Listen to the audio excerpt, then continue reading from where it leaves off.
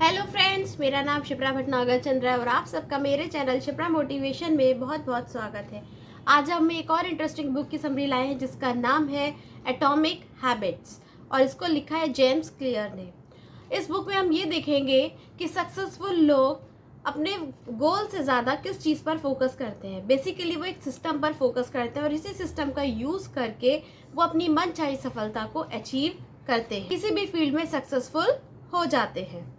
हम मोटिवेशन का यूज करके ज्यादा सक्सेसफुल नहीं हो सकते। मोटिवेशन के बजाय हमें किस चीज पे ज्यादा फोकस करना चाहिए, इस बुक के माध्यम से हम ये भी देखेंगे कि कैसे हम किसी हैबिट को बहुत आसानी से बना भी सकते हैं और अपनी बैड हैबिट को बहुत आसानी से तोड़ भी सकते हैं। तो चलिए बुक स्टार्ट करते हैं और इसकी बुक समरी को समझते हैं। तो फ्रेंड्स, सबसे पहला इसका पॉइंट आता है जस्ट इम्प्रूव बाय 1%। अगर आप रोज 1% इम्प्रूव होते हैं तो साल के एंड में आप 38% तक इम्प्रूव हो जाएंगे और आपकी कोई भी हैबिट है आप उसमें 38% तक ज़्यादा पॉलिश हो जाएंगे।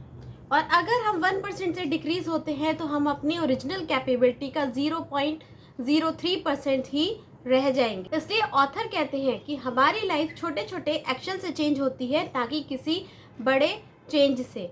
रोज छोटा छोटा प्रयास करने से हम अपनी लाइफ में बहुत अच्छा चेंज ला सकते हैं और किसी भी नई हैबिट को आसानी से डेवलप कर सकते हैं। जैकब रिस का एक फेवरेट कोट है जिसमें वो कहते हैं कि जब भी वो अपने आप को डिप्रेस फील करते हैं तो वो स्टोन कटर के बारे में सोचते हैं जो पत्थर पर तब तक हथौड़ा मारता रहता है जब तक कि वो हथौड़ा टूट नहीं जाता है। वो जानते हैं कि जो पत्थर था वो आखिरी चोट से नहीं टूटा था, लेकिन उससे पहले स्टोन कटर ने 99 प्रयास पहले करे थे और इसलिए 100वें हथौड़े की चोट से वो हथौड़ा तितर बितर हो गया। तो छोटे छोटे एक्शंस हमारी लाइफ में बहुत सारा चेंज लेकर आते हैं।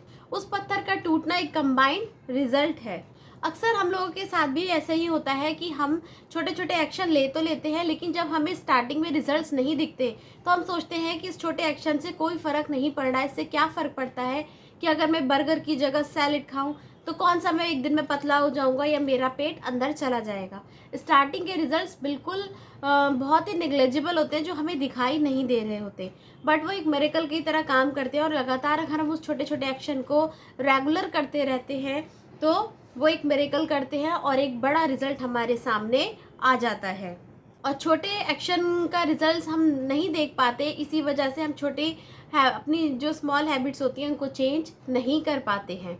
बेशक हमें बाहर से लग रहा होता है कि कोई फ़र्क नहीं पड़ रहा है, कोई चेंज नहीं आ रहा है, लेकिन चेंज आ रहा होता है, मैजिक हो रहा होता है। ऑथर ने इसे एक बहुत ही अच्छे से एग्जाम्पल के साथ समझाया। उन्होंने बताया कि मान लीजिए एक कमरे में जिसका रूम टेम्परेचर -4 डिग्री है, एक टेबल पर बर्फ़ का टुकड़ा रखा हुआ है और हमको ठंडक महसूस हो रही है, लेकिन बर्फ़ के टुकड़े बिल्कुल भी टस से मस नहीं हो रहा। अब मान लीजिए कि रूम का टेम्परेचर -3 डिग्री हो जाता है तो भी हमें बर्फ़ के टुकड़े में कोई चेंज नहीं दिखता है।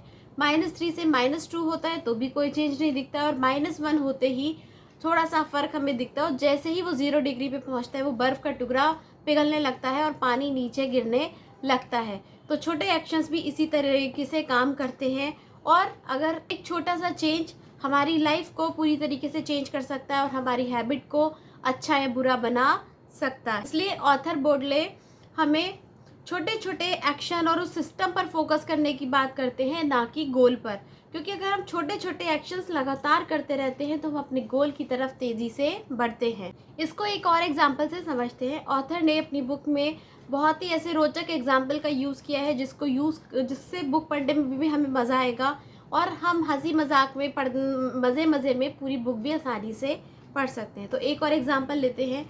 मान लीजिए आप एक ऐसे कमरे में बैठे हैं जो पूरी तरीके से गंदा है। अब आप गोल लेते हैं कि आपको पूरा कमरा साफ करना है, बट वो रूम कब तक साफ रहेगा? मान लीजिए आपने पूरी एनर्जी इकट्ठी करके उस रूम को जैसे तैसे आप साफ करते हैं, बट अगर आपकी हैबिट चीज़ों को जगह पे रखने की नहीं है तो वो रूम वापस से बहुत जल्दी गंदा हो जाएगा।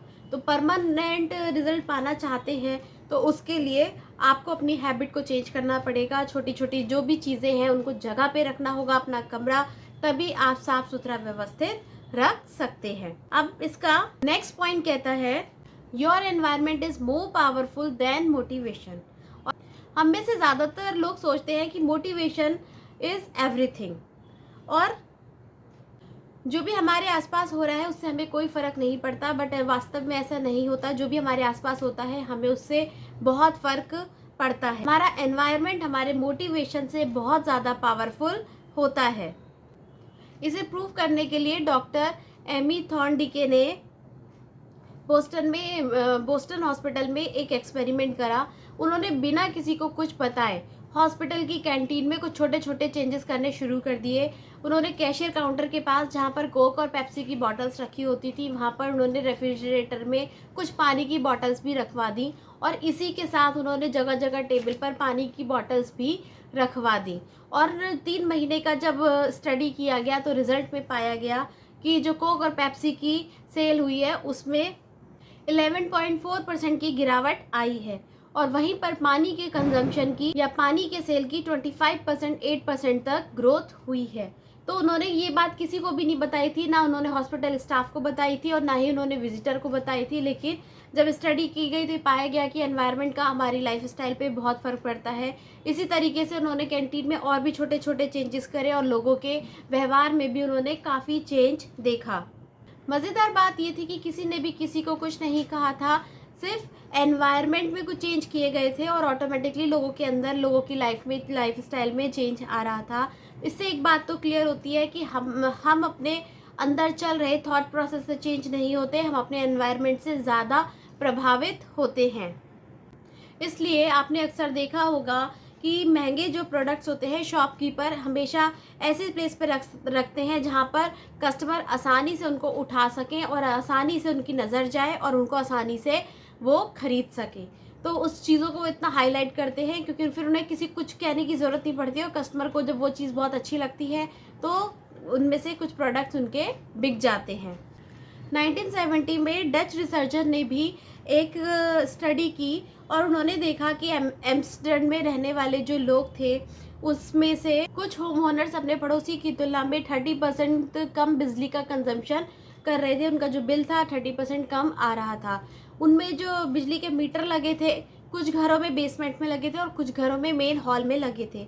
जिन घरों में मेन हॉल में लगे थे उन लोगों का बिजली का बिल 30% कम आ रहा था। उसका रीज़न ये था क्योंकि वो लोग चलते फिरते, उठते बैठते, उनकी नज़र मीटर पर रहती थी और इसलिए वो ऑब्जर्व कर पा रहे थे और इसलिए अपनी लाइट को किफ़ायत से यूज़ कर रहे थे, जिसकी वजह से उनका 30% तक रिजल्ट कम आया। इसलिए अगर हम भी अपने अंदर कोई हैबिट चेंज करना चाहते हैं तो हमें अपने एनवायरनमेंट को चेंज करना चाहिए। इसी तरीके से अगर हम चाहते हैं कि हम रोज़ सुबह उठ के खूब सारा पानी पिएं तो हमें अपने बेड के आसपास खूब सारी पानी की बॉटल रखनी चाहिए ताकि जैसे हम सुबह उठें और हमारी नज़र पानी पे जाए और हम ऑटोमेटिकली पानी पिएं।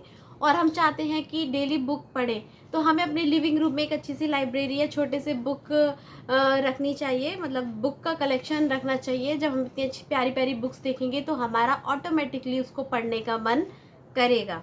नेक्स्ट टॉपिक कहता है कि अच्छी हैबिट कैसे बनाएं और बुरी हैबिट को कैसे छोड़ें। अगर हमें अच्छी हैबिट बनानी है और बुरी हैबिट को छोड़ना है तो सबसे पहले हमें ये समझना होगा कि हैबिट कैसे बनती है। ऑथर कहते हैं कि किसी भी हैबिट को 4 फेज में तोड़ा जा सकता है। सबसे पहला होता है क्यू, फिर सेकंड होती है क्रेविंग, थर्ड होता है रिस्पॉन्स एंड फोर्थ उसका होता है रिवॉर्ड। इसका हम एक बहुत अच्छा एग्जाम्पल से समझ सकते हैं। मान लीजिए हमारे पास फेसबुक का नोटिफिकेशन आया।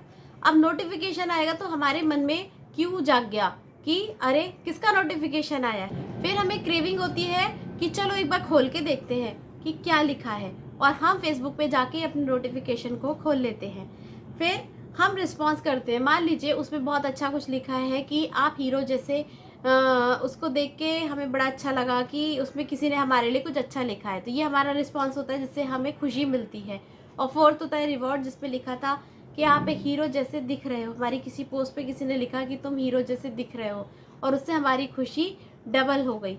तो फ्रेंड इसी तरीके से हैबिट भी इसी तरीके से बनती है और इसी तरीके से हम उसको तोड़ भी सकते हैं, और इसका यूज़ करके हम अपनी किसी भी नई हैबिट को बना भी सकते हैं और तोड़ भी सकते हैं। इसके लिए अगर हम किसी नई हैबिट को डेवलप करना चाहते हैं तो हमें क्यू को ऑब्वियस बनाना होगा, क्रेविंग को अट्रैक्टिव बनाना होगा, रिस्पॉन्स को आसान करना होगा और रिवॉर्ड को सेटिस्फाइंग बनाना होगा। और अगर छोड़ना चाहते हैं तो जस्ट इसका उल्टा करना है, क्यू को गायब कर दीजिए, क्रेविंग को इनअट्रैक्टिव कर दीजिए, रिस्पॉन्स को डिफ़िकल्ट कर दीजिए और रिवॉर्ड को अनसेटिस्फाइड कर दीजिए। फॉर एग्ज़ाम्पल, हम अगर सोशल मीडिया पर बहुत ज़्यादा वक्त बर्बाद करना से बचना चाहते हैं, इस आदत को सोशल मीडिया पे बहुत ज़्यादा टाइम स्पेंड करने से बचना चाहते हैं, तो सबसे पहले तो हमें सारे नोटिफिकेशंस को ऑफ़ करना होगा, जिससे हमारा क्यू गायब हो जाएगा। जब हमें नोटिफिकेशन नहीं आएंगे तो हम चेक भी नहीं करेंगे, हमें क्रेविंग भी नहीं होगी। अगर क्रेविंग हो तो उसको अनअट्रैक्टिव बना दीजिए कि हे भगवान, एक बार मैं अगर सोशल मीडिया पे जाऊंगी तो फिर अगेन वापस से 10-15 रील्स देखने लगूंगी और मेरा सारा समय बर्बाद हो जाएगा। तो फिर हमें इस चीज़ को अपने आप को याद दिलाना है। मेक इट डिफ़िकल्ट, हमें अपने फ़ोन में या तो लॉन्ग पासवर्ड लगा देना चाहिए या अपने से बहुत दूर रखना चाहिए। और के लिए हम अपना एक अकाउंटेबिलिटी पार्टनर को भी हायर कर सकते हैं, जो हमें ऐसा करने से रोके कि नहीं, अभी तुमको नोटिफिकेशंस नहीं चेक करने हैं, नहीं तो तुम्हारा टाइम वेस्ट हो जाएगा। और इसके बाद अगर हम इतना कंट्रोल कर लेते हैं तो धीरे धीरे हमारी नोटिफिकेशंस को चेक करके नेट सर्फिंग करने की आदत कम हो जाएगी और सोशल मीडिया को टाइम बर्बाद करना हम बंद कर देंगे। सेम इसी तरीके से अगर रीडिंग हैबिट डेवलप करना चाहते हैं तो हमें ये सोचना चाहिए कि हमें कुछ कुकिंग के या कुछ इंटरेस्टिंग वीडियो देखने चाहिए। हमें अलार्म सेट करना चाहिए कि हमें कुछ देर हम ट्रैवलिंग, कुकिंग या कुछ हम अच्छे वीडियोस, ऑडियोज़ देखेंगे। अगर हम उसको देखने के बाद फिर हमें ये सोचना चाहिए कि इसको पढ़ने के बाद हमें खुशी होगी, हमारी नॉलेज बढ़ेगी। फिर हमें रिस्पॉन्स करना चाहिए कि अगर मैं रेगुलर ऑडियो बुक सुनती हूँ या रेगुलर बुक पढ़ने की हैबिट डालती हूँ तो मेरी नॉलेज कितनी ज़्यादा इन्हेंस हो जाएगी, जिसको मैं अपने लोगों के साथ शेयर कर सकती हूँ। और रिवॉर्ड में अगर मैं उस नॉलेज को एज अ छोटे छोटे वीडियो बना के शेयर करती हूँ तो लोग भी मेरे को अप्रिशिएट करेंगे और मेरा भी लेवल कितना ऊपर हो जाएगा। तो इस तरीके से हम किसी भी आदत को बना सकते हैं, बिगाड़ सकते हैं। डिटेल में समझने के लिए आप इस बुक को अच्छे से पढ़िए, अच्छे से रीड आउट करिए। तो फ्रेंड्स, ओवरऑल इस बुक में ये बताया है कि कैसे हम एक छोटा सा चेंज करके हम अपनी लाइफ में बड़ा बदलाव ला सकते हैं, किसी भी आदत को अच्छे से बना सकते हैं, अच्छे से छोड़ सकते हैं। बस सेल्फ डिसिप्लिन और छोटे छोटे एक्शंस हमें बहुत परफेक्शन के कंसिस्टेंसी के साथ हमें परफेक्ट बना देते हैं। तो इस बुक को सम अप करते हैं। सबसे पहले हमें छोटे एक्शंस लेने हैं, उसके बाद हमें अपने एनवायरनमेंट को चेंज करना है और तीसरा, अच्छी हैबिट्स बनाने पर ध्यान देना है। आई होप आपको ये बुक समरी बहुत अच्छी लगी होगी। अगर अच्छी लगे तो प्लीज़ इसको लाइक, शेयर एंड सब्सक्राइब। और आप इस बुक को अमेज़ॉन से भी परचेस कर सकते हैं। इसी के साथ कुकू FM डाउनलोड कर सकते हैं, जहाँ पर आप अगर मेरा रेफरल कोड यूज़ करेंगे तो आपको एनुअल सब्सक्रिप्शन पे 50% ऑफ मिलेगा और आप वहाँ पर अपनी मनपसंद भाषा में अपनी मनपसंद ऑडियो बुक, समरी, पॉडकास्ट कुछ भी सुन सकते हैं। तो अपनी लाइफ में बहुत सारी बुक्स पढ़िए और तेज़ी से ग्रो करिए, बढ़ते रहिए, पढ़ते रहिए, आगे बढ़िए। इसी के साथ मिलते हैं नेक्स्ट बुक समरी में। तब तक के लिए गुड बाय।